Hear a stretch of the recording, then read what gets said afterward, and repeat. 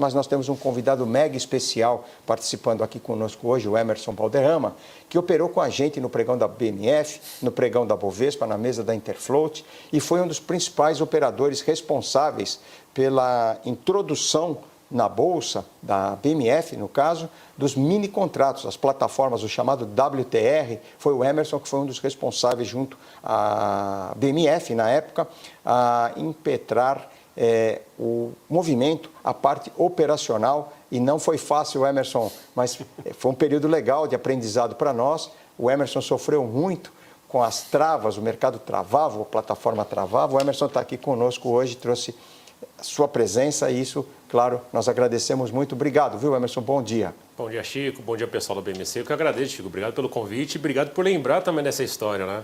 A época do WTR, meu Deus, Chico, era bem complicado, plataforma difícil de trabalhar. Mas é isso, estamos aqui hoje, mercado com essa grande volatilidade. Vamos entender o que o Trump vai fazer daqui para frente, porque o primeiro contato dele, ele fez algo com o mercado aguardava, mas não achava que ia acontecer tão rápido, que era esse ataque em cima do Irã. Ele fez o ataque em cima de 90 alvos, né? Segundo ele, é para poder diminuir essa escalada, né, do tiroteio, né, do pessoal atacando o navio lá no Estreito de Hormuz. Mas vamos ver o que ele vai fazer daqui para frente. Ontem ele disse que não queria mais conversar com o Irã, falou que era escória, não queria mais contato. Vamos ver hoje se ele muda esse tom.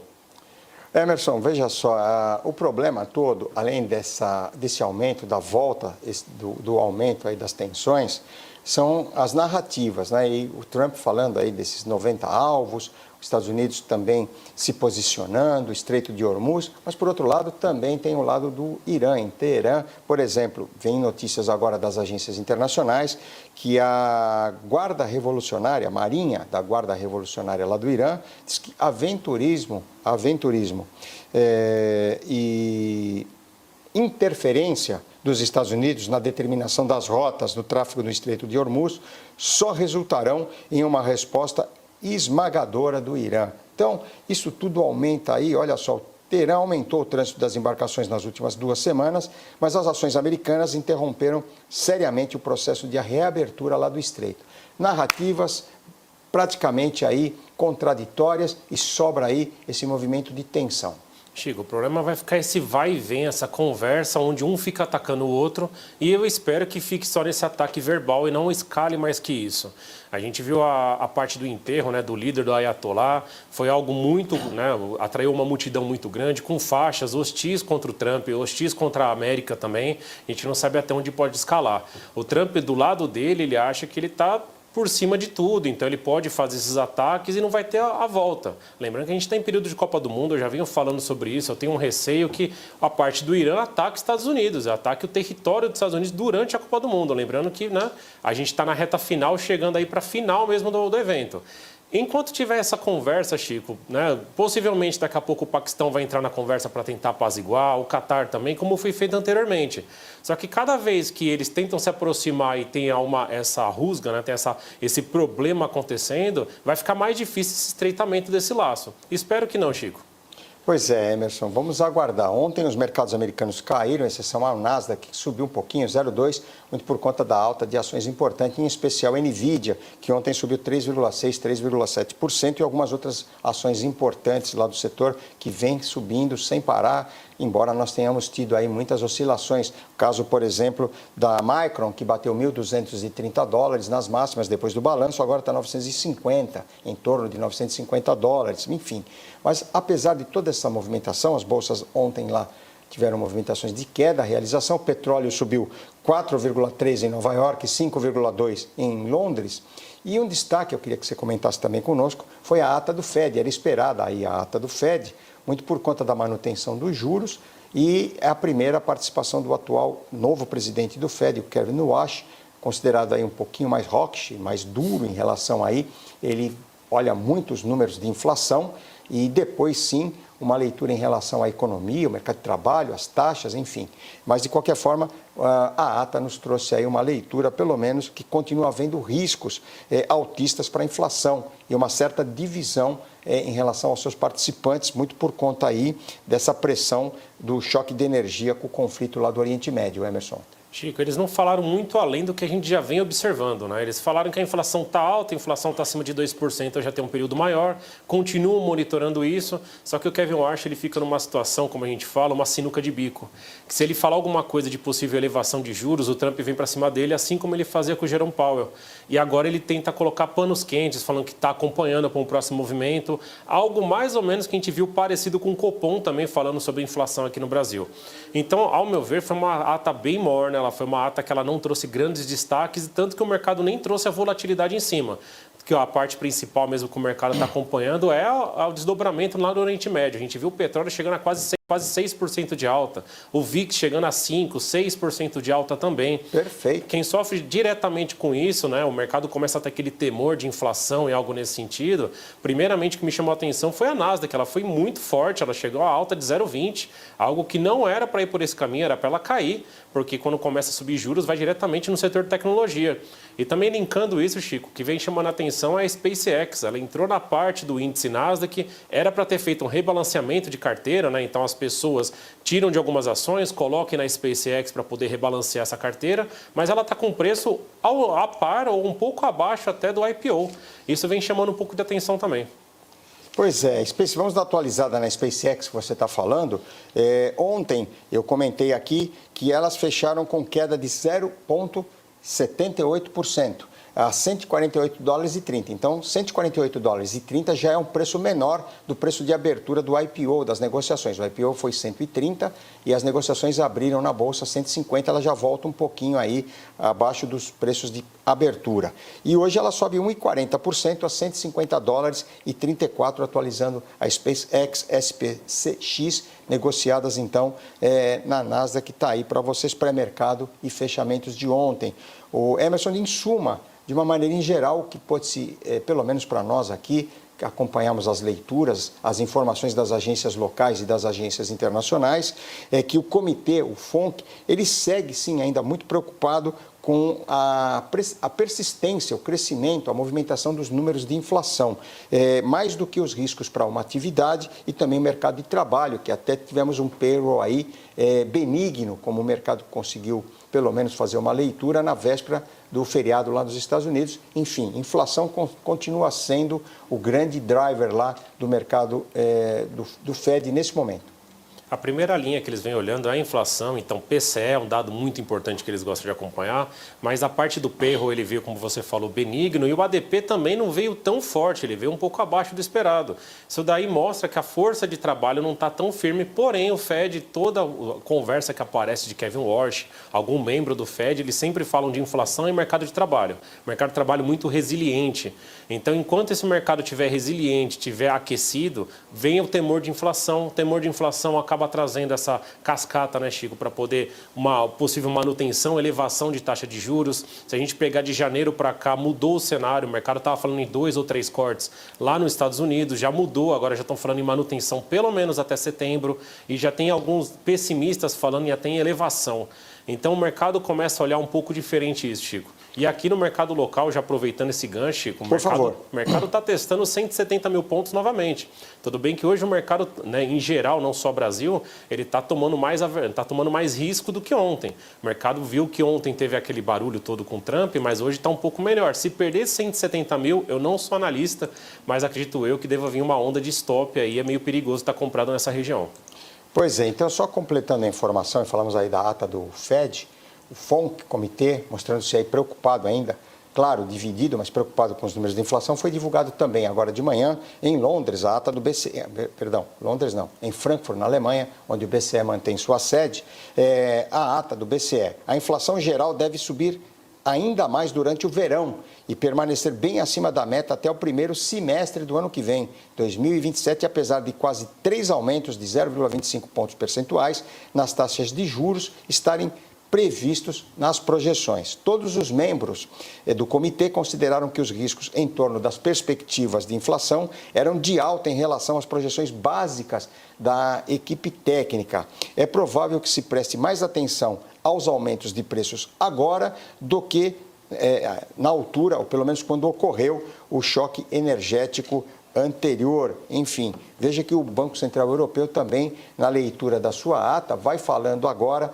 também de projeções de possíveis novas altas, aí fala em quase 3 aumentos nas taxas que estão previstos nas projeções, os membros todos considerando lá as perspectivas de inflação que já eram altas em relação às projetadas pela equipe técnica e, claro, também agora os aumentos de preços aí nessa altura aí desse novo choque energético e o choque energético anterior. Quer dizer, veja que as preocupações vão se movimentando muito por conta dos desdobramentos, do estrago, vamos assim dizer, Emerson, que o petróleo fez aí chegando até $120. Eles tinham feito um estudo, Chico, referente à parte de energia, o quanto que a energia ela está consumindo, né? O valor da energia, então, pode subir 3 vezes até 2027, 2028.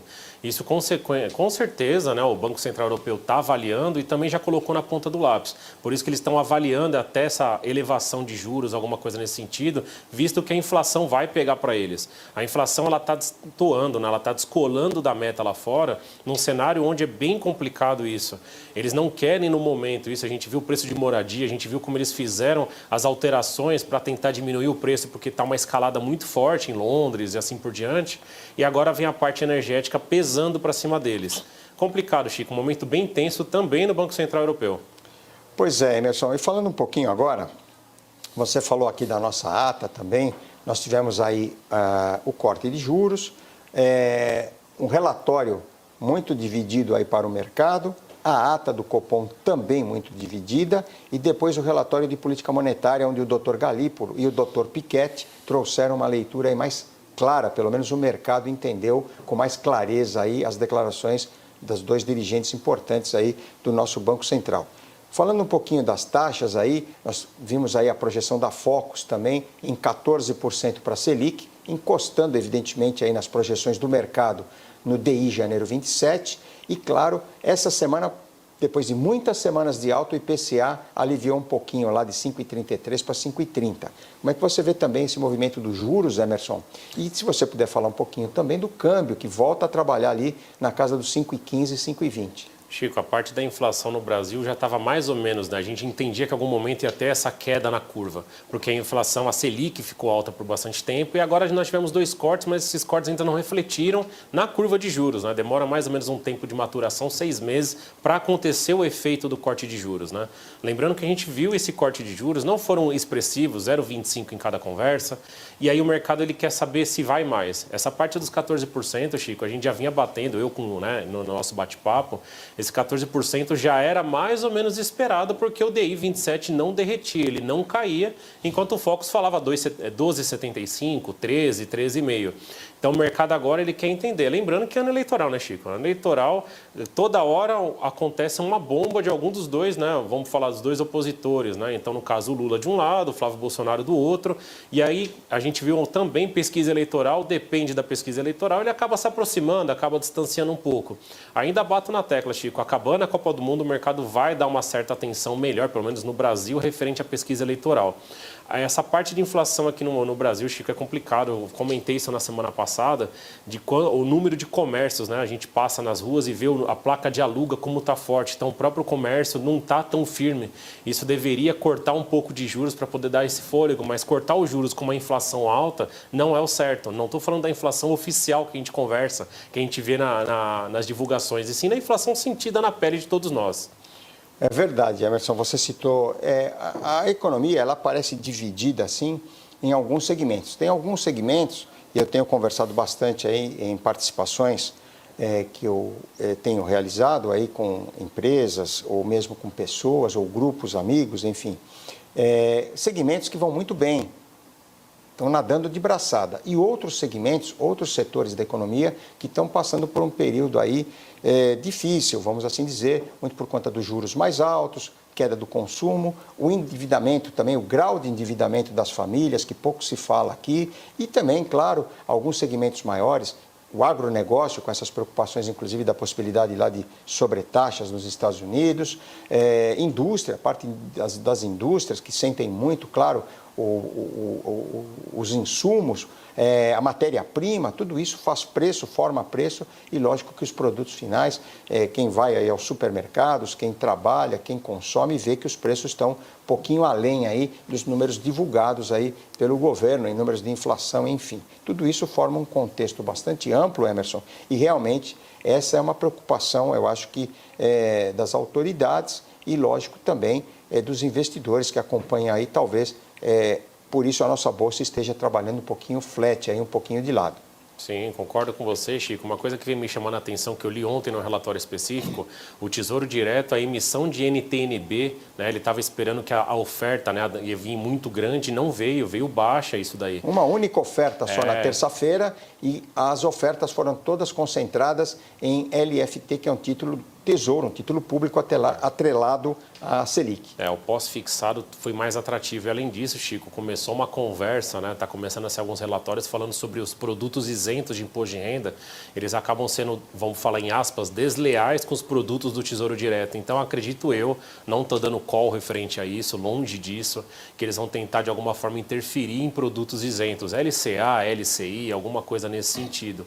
Isso é algo que o investidor já está ouvindo faz tempo, assim como nós ouvimos no passado uma possível tributação de dividendo que iria acontecer, agora é virado para esse caminho de LCA, LCI. Vamos ver como vai caminhar sobre isso, Chico. E um ponto, saindo um pouco do Brasil, Chico, chamando a atenção um pouco lá fora. Por favor. Na Coreia do Sul tem aquela empresa, né? São duas praticamente na Bolsa que tem a maior expressão, né? Que é a Samsung de um lado e a SK Hynix da outra. A SK Hynix está para abrir o IPO dela nos Estados Unidos, fazer uma captação de valores, né, nos Estados Unidos, por volta ali de 28, 29 bilhões, e isso acredito eu que vai ser um belo de um termômetro para a parte de inteligência artificial, toda essa demanda que o mercado está procurando. Então a precificação dele deve acontecer isso amanhã já deve inclusive negociar as ações, e acredito eu que se sair a procura como está sendo aparentado 7 vezes o que está sendo ofertado e a demanda que está vindo 7 vezes maior, o mercado vai começar a tomar apetite por esse caminho, Chico. Então o mercado deve começar a dar uma mudança de abertura de capitais em outras praças para levantar dinheiro também. Pois é, então vamos completar a informação do Emerson. Aqui é uma tabelinha de 1-2, aquela que nós não tivemos no final do jogo de domingo.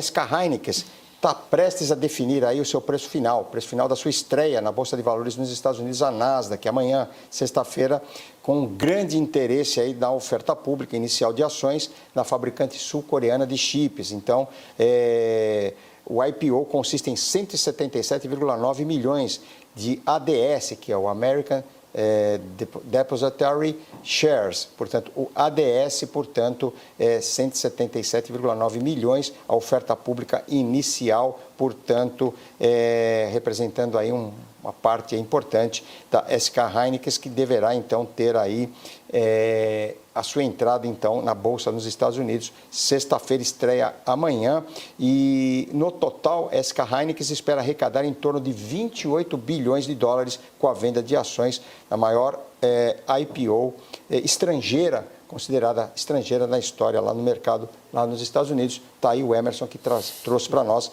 essa informação importante. Nós trouxemos aí apenas algumas complementações em relação aí ao IPO da SK Hynix, que vai dar, claro, aos investidores americanos uma fatia maior aí no mercado de memórias. Vamos lá. Emerson, agora mudando um pouquinho, você foi para lá, nós vamos voltar para cá, o cenário eleitoral. Como é que você está vendo aí? Tivemos pesquisa essa semana, meio ideia, 45, 40. Como é que está a sua leitura? Você falou em Copa do Mundo, daqui a pouco termina. Já terminou para nós, né? Houve uma decepção muito grande, as pessoas estão muito chateadas, no público em geral. Eu tenho sentido isso nas conversas ainda, apesar de já ter passado esses 3, 4 dias. De qualquer forma, havia um sentimento, uma esperança, e isso frustrou demais. Você acredita que essa frustração pode se estender um pouquinho aí, nesse primeiro movimento, nessa primeira parte, agora pós-Copa no cenário eleitoral, ou isso não influenciaria em nada? Chico, eu tinha lido anteriormente que tinham feito até um levantamento que se o Brasil fosse campeão, né, no caso o atual presidente Lula ia falar que ele ajudou a beneficiar até nisso, e se perdesse o Flávio Bolsonaro ia falar que não ganhou por causa do Lula. Então, assim, está muito conturbada essa informação, né? Copa do Mundo é Copa do Mundo, todos os países ficam de olho, o Brasil infelizmente saiu, mas eu prefiro sair dessa forma, Chico, que perder de 7-1 para uma Argentina numa próxima fase, eu acho que é mais interessante. Sobre as eleições, né, Chico? Sobre essa parte das pesquisas eleitorais que estão saindo, a gente está vendo uma discrepância, né? O Lula à frente do Flávio Bolsonaro já era esperado depois do escândalo do Vorcaro. O Lula também ele perdeu um pouco de força depois de Jacques Wagner. E aí agora o mercado ele quer esperar eles querem novidades sobre o telhado do vizinho, Chico. Então, assim, como eu consigo atacar o vizinho? Infelizmente, o cenário eleitoral no Brasil há anos, não é esse especificamente, mas há anos eu mostro o que o outro está fazendo de errado, mas eu não apresento uma proposta coerente, eu não apresento uma proposta de crescimento para o país. A gente vai ver isso, né? Se tiver dessa forma, esse formato, vai ser realmente na hora do vamos ver, né? Todo mundo um de frente para o outro, aquelas pesquisas que o debate eleitoral que a gente acompanha, mas tomara que não caia ao nível como caiu nas últimas vezes, viu, Chico? Foi bem deselegante isso. É importante que nos debates, pelo menos uma pequena opinião, que sejam colocados projetos e plataformas para os governos e não ataques e discussões pessoais, enfim, isso é muito importante para todos nós sabermos o que cada candidato, cada plataforma apresentará ou poderá apresentar se eleitos. Isso é muito importante. Uma boa notícia para você que está aí na tela, esperando agora abrir o mercado à vista aqui, para a Vale. A Vale sobe 1,42% no pré-mercado lá nos Estados Unidos a 14 dólares e 25 centavos de dólar. Ela fechou a 14,05, sobe 0,20 centavos, 1,42 de alta. Eu passei para vocês que as mineradoras caíram lá na Austrália, mas estão com altas importantes, significativas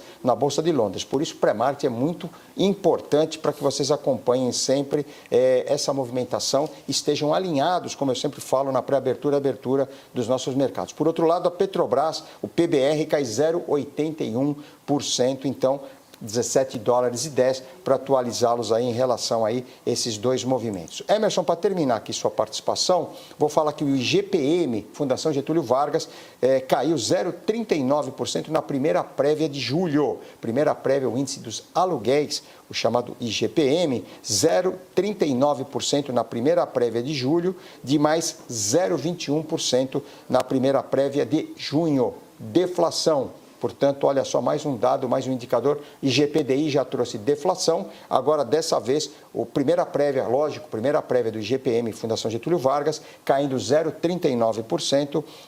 Deflação também nesse dado, nesse indicador. Rapidamente, Emerson, como você vê, nós temos um tempo rápido aqui correndo. Os investidores estrangeiros ingressaram com 12 milhões na Bolsa, terça-feira, dia 7. Saldo no mês é positivo em 187 milhões e no ano 34 bi. Portanto, uma entradinha pequena aí dos estrangeiros. E os institucionais tiraram 577 milhões na terça-feira, no mês 1 bi 600 negativo e no ano 33 bi e meio negativo. Na sua despedida, Emerson, por favor, como é que você vê esses fluxos e seu contato sempre aqui para nós? E muito obrigado pela gentileza de estar aqui conosco. Você é um dos que tem também cadeira cativa aqui conosco. Obrigado. Obrigado, Chico. Chico, a parte do fluxo financeiro do investidor estrangeiro, ele está brincando com esse dinheiro na Bolsa brasileira. Ele não está mais naquela voracidade que ele estava anteriormente. A gente está vendo isso pelo dólar. O dólar foi para 5,15, trabalhou bem ali na região de R$5 e começou a valorizar.